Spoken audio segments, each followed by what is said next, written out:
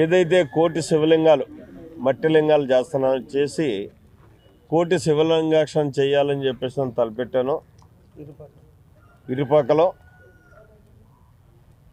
దాన్ని ఒక్కసారి వచ్చి చూసి ఆశీర్వదించి వెళ్ళండి అని చెప్పేసి చెప్పడం కోసమే నేను రావడం జరిగింది.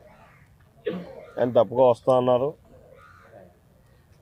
కానీ చాలా పెద్ద కార్యక్రమం తలపెట్టారు. చాలా సంతోషం అని కూడా ఆయన చెప్పడం జరిగింది. అది ఇక రెండోది, రాజకీయంగా అయితే మాత్రం మేము మాట్లాడుకున్నది నా స్వార్థం కోసం. అంటే నేను రేపు ఎన్నికల్లో పోటీ చేయబోతున్నాను, మరి మీ సహకారం నాకు ఇవ్వాలి అని చెప్పేసి అన్నాడు. వ్యక్తిగతంగా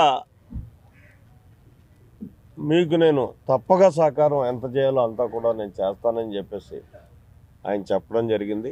1% రాజకీయ కోణం ఉంది అంటే నా కోసం నేను వచ్చానని చెప్పాను కదా, అంతే తప్పించి మా నాయకులు కానీ పార్టీ హైకమాండ్ కానీ ఇక్కడికి వెళ్ళి మాట్లాడండి అని కానీ అందుకోసం నేను వచ్చినటువంటి సందర్భం కూడా కాదు. పార్టీకి మైలేజ్ కావాలి అనుకున్నప్పుడు పార్టీ నన్ను అడుగుతుంది.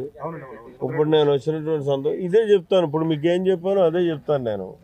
ఆ సందర్భంగా వాళ్ళు ఏదైనా నన్ను అడిగారు అనుకోండి, మరి ఎలాగా నీకు సన్నిహితం ఉంది కాబట్టి నీ ప్రయత్నం ఏమన్నా చేస్తావా అని అడిగితే అప్పుడు చూద్దాం. అవుట్ ఆఫ్ సార్ ఏది మాట్లాడుకోలేదు.